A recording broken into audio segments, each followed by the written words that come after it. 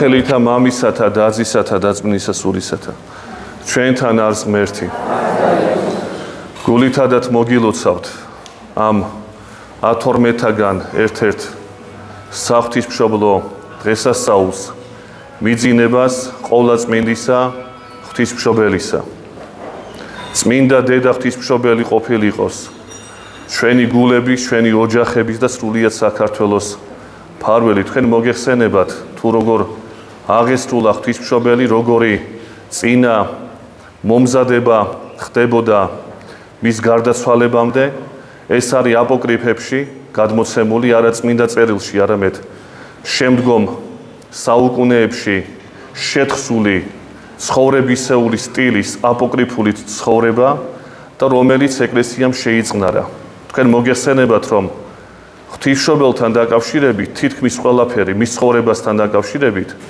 ცნობილია ჩვენი აპოკრიფებიდან რომელიც ეკლესიის დოგმატურ ცნობიერებას არ ეწინააღმდეგება და შესაბამისად რადგანაც ეს თხრობები არის საქმითი ჟანრის თხრობები და არა დოგმატური ან მოძღვრებითი ხასიათისა ამიტომაც ეკლესიამ პირველი საუკუნეებიდანვე შეიწყნარა ესეთი თხრობები ეს იქნება ღვთისმშობლის შობა ეს იქნება ტაძრად მიყვანება მისი და მიძინება მაგრამ მიძინება განსაკუთრებით მნიშვნელოვანია და ამას აღნიშნავთ რატო მაგრამ შევეხოთ დაახლოებით როგორი ცნობები გვაქვს ღვთისმშობლის აღსრულებასთან დაკავშირებით როდესაც მაცხოვრის ამაღლების შემდეგ მოციქულები წავიდნენ სხვადასხვა ქვეყანაში საქადაგებლად წმინდა ღვთისმშობელი დარჩა იერუსალიმში და როდესაც მოუახლოვდა მას აღსრულების ჟამი და ხაზგასასმელია რომ ის გარდაიცვალა ისე როგორც ყველა ადამიანი არის ესეთი სწავლება კათოლიკურ ეკლესიაში რომ თითქოს ღვთისმშობელი არ გარდაცვლილა ესეთი ცრუ მოძღვრება არსებობს რომელიც ჩვენ ადრე განვიხილეთ და ამას აღარ შევეხებით გამეორება აღარ არის საჭირო მაგრამ ჩვენ ვამბობთ მართლმადიდებლური სწავლებით რომ ღვთისმშობელი გარდაიცვალა ისე როგორც ადამის ყველა წარმომადგენელი იმიტომ რომ ადამის ცოდვამ გამოიწვია ადამიანებში ხრწნადობა, ტკივილგამცდელობა და ბოლოს სიკვდილი. ასე რომ ღვთისმშობელი როგორც ჩვეულებრივი ადამიანი, მაგრამ ამავე დროს არაჩვეულებრივი, ესე ჩვეულებრივი ადამიანი იმ გაგებით, რომ ისეთივე სხეული ქონდა მას, როგორც ჩვენ, მაგრამ აღმატებული თავისი მოღვაწეობიდან გამომდინარე, ამიტომ არაჩვეულებრივი ითქმის ამავე დროს, ანტინომიური გამონათქვამებია ურთიერთდამტევნელი. ასე გარდაიცვალა იგი და როგორც ხარების ჟამს მთავარანგელოზმა გაბრიელმა აუწყა მას შობა მისგან ლოგოსის ანუ ზეღმერთისა ასევე ამ ჟამს მოდის მთავარანგელოზი და აუწყებს მისი აღსასრულის შესახებ დედაღვთისა ემზადება ამისთვის არის მთელი დიალოგი აღწერილი და სასწაულებრივად მასთან ხვდებიან მოციქულები იმ ქვეყნებიდან სადაც ქადაგებდნენ სასწაულებრივად ხვდებიან ღვთისმშობლის სარეცელთან გარდა თომასი ну როგორც ყოველთვის თომა როგორც მაცხოვართან დაკავშირებითაც იგვიანებს და როდესაც უკვე მოხდება მისი გარდაცვალება დაკრძალვა და ჩამოვა თომა აი მესამე დღეს კვლავ რო გახსნიან მის საფლავს სამარხს რათა დაემშვიდობოს ეს დაგვიანებული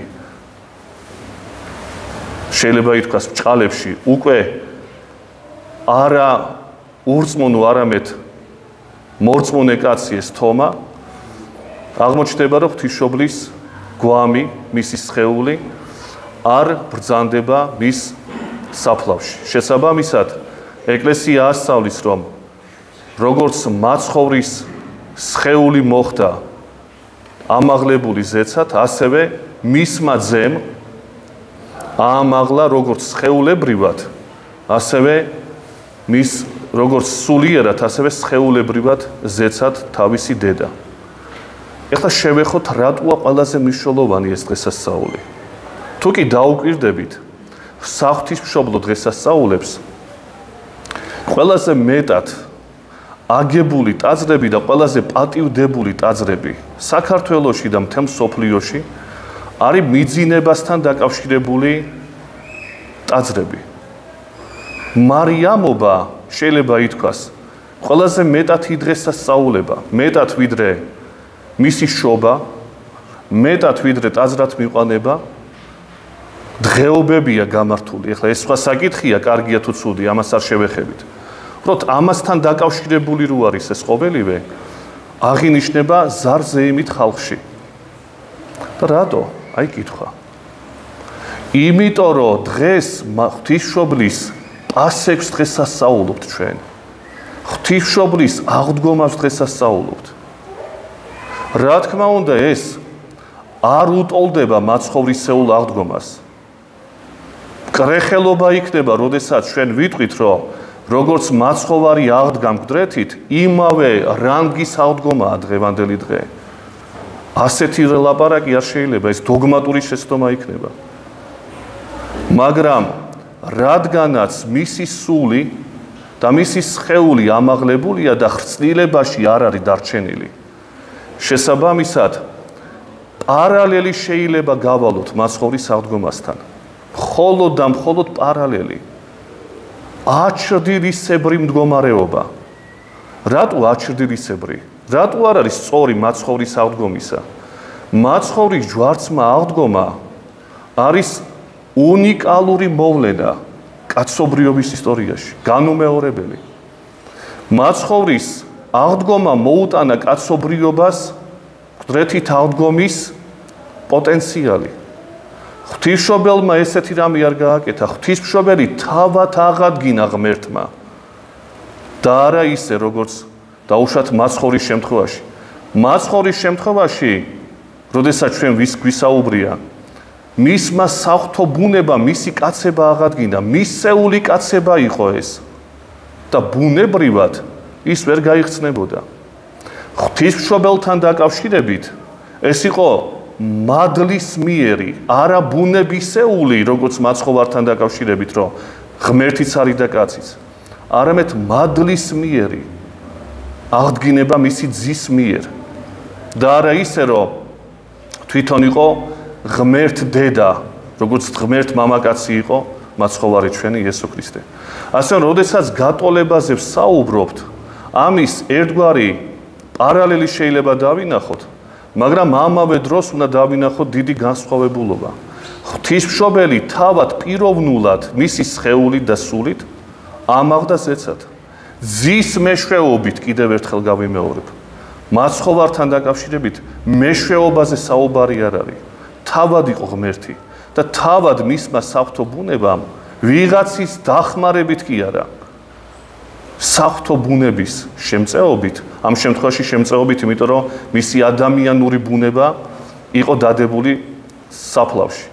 აღადგინა მისი ადამიანური ბუნება, კაცება აღადგინა მისი. ასე რომ, როდესაც მაცხოვართან დაკავშირებით საუბრობ და მის აღდგომაზე, ეს არის ერთადერთი უნიკალური მოვლენა, მაგრამ მიმსგავსებული აღდგინება, რადგანაც ხდება ღვთის დედისა. ამიტომაც ჩვენ დღესასწაულობთ როგორც მის გარდაცვალებას, მაგრამ არა მხოლოდ გარდაცვალებას, როგორც წმინდანებთან დაკავშირებით. ჩვენ ადრე გვიხსენებია, რომ თითქმის ყველა წმინდანის ხსენება აღესრულება მათ აღსრულების ჟამს. წმინდა გიორგისა იქნება, ბარბარისა იქნება, თუ კიდე სხვა. იმიტომ რომ ეს არის ახლად შობა სამერმისო ცხოვრებისათვის. მაგრამ ამ შემთხვევაში მხოლოდ გარდაცვალებას არ აღნიშნავთ ჩვენ. აღნიშნავთ მის აღდგინებასაც, აღდგომას აღნიშნავთ. და შესაბამისად, აი დაუბრუნდეთ, რატომ აღნიშნავს ხალხი შიდა მეცნიერებაში, შიდა ცნობიერებაში რა არის დალექილი ტრადიციულად ადამიანებში, რომ ღვთის დედის გარდაცვალება მხოლოდ გარდაცვალება არ არის. მისი ამაღლებულობა ზეცად, მისი პასექია, მისი აღდგომაა დღეს. რადგანაც სერაფიმებზე და ქერუბიმებზე აღმატებულია ქმნილებათა შორის ყველაზე დიდი, ამიტომაც ხალხის ცნობიერებაში ოდითგანვე იყო დალექილი ასეთი მახსოვრობა და მეორე აღდგომას, ქრისტეს შემდგომს, არა ტოლს კიდევ ერთხელ ვამბობთ. დღესასწაულობს დღევანდელი დღევანდელ დღეს მთელი მართლმადიდებლობა მთელ კუთხეში, ყველა კუთხეში. ეს ერთი საკითხი და მეორე საკითხი გადაბმული ამასთან. ჩვენ ხშირად და ყოველ დღე ვიმეორებთ და ღმერთმა მოგცეს ამის უნარი, რომ გავიმეოროთ ტერმინს ღვთისმშობელი. ეს იმდენად არის გამჯდარი თითოეულ ადამიანში, რომ ადამიანი ამის ეტიმოლოგიას აღარც უყურებს და აღარც აქცევს ყურადღებას.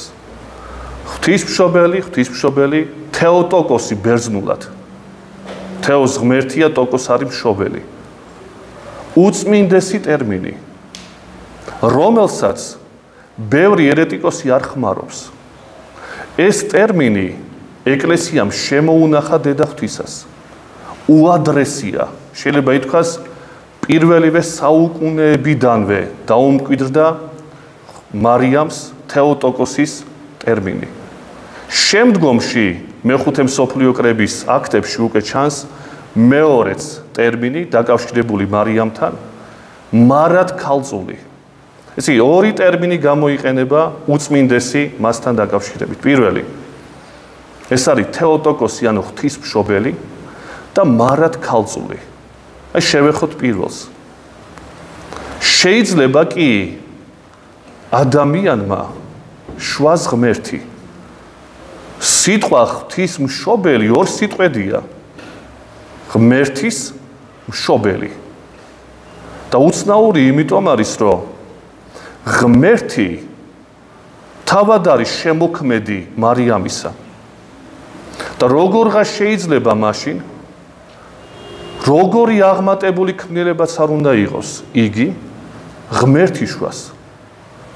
აი ეს პრობლემა დღეს კი არ წარმოშობილა, არამედ იყო ჯერ პირველ-მეორე საუკუნეებში და უკვე მე-5 საუკუნეში მესამე მსოფლიო საეკლესიო კრებაზე. იყო პრობლემა წარმოსახული ხალხთა შორის. ხა მსოფლიო კრებას რა თქმა უნდა ჩვენ არ შევეხებით.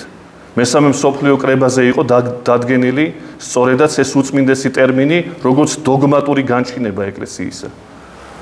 მაგრამ დაუბრუნდეთ იმას. აი ერეტიკოსები, ნესტორი და კიდე სხვები ამბობდნენ, ლოგიკურად როგორ შეიძლება კიდე ალექსანდრიელის მიმართავდნენ, რომ ქმნილებამ თავისი შემოქმედი შვას ეს ხო აბსოლუტურად წარმოუდგენელია. და შესაბამისად, რადგანაც გონებისთვის წარმოუდგენელი იყო, ეს უწმინდესი ტერმინი ღვთისმშობელი შეცვალეს სხვა ტერმინით, მათვის გასაგებ ლოგიკური აზროვნებისთვის მისაღებ ტერმინით. მარიამი მათთვის, ნესტორიანელებისთვის და კიდე სხვებისთვის არის ქრისტეს მშობელი, ან ადამიანის მშობელი. მაგრამ არა ღვთისმშობელი. წარმოუდგენელი ესეთი სიტყვა გავიმეოროთ, მკრეხელობა არისო ღმერთთან მიმართებაში. და რა უყოთ იმ ტრადიციას ეკლესიაში რომ იყო ეფესოში უკვე. ეფესოში დიდი ხანი იმყოფებოდა ღვთისმშობელი. ამიტომაც ამბობენ რომ მესამე მსოფლიო კრება ეფესოში ჩატარდა. ღვთისმშობელი იქ იყო გავრცელებული ეს ტერმინი. როგორ გაახსნეს მამებმა მაშინ ეს ტერმინი? მართალია თუ ტყუილია, უწმინდესია თუ უწმინდურია ეს თქმა ღვთისმშობელი. და თქვენს ეს არის უწმინდესი და ერთადერთი სახელი, რომელიც ყველაზე მეტად შეიძლება გამოიყენოს კაცმა მარიამისადმი. და რატო? ოღონ ამას განმარტება ჭირდება. რა განმარტება იგულისხმება? რა უნდა ვიგულისხმოთ ამაში? უნდა ვიგულისხმოთ ის, რომ ყოველთვის უნდა ჩავდოთ აზრი, რომ მარიამმა ღმერთი შვა ოღონდ ადამიანური ბუნებით. არა საღვთო ბუნებით. საღვთო ბუნებით წარმოუდგენელია ქმნილებამ, როგორი წმინდანიც არ უნდა იყოს იგი. შვას თავისი შემოქმედი. ეს მკრეხელობაა ნამდვილად. ამიტომაც გმობდნენ ეს ერეტიკოსები ამ ტერმინს.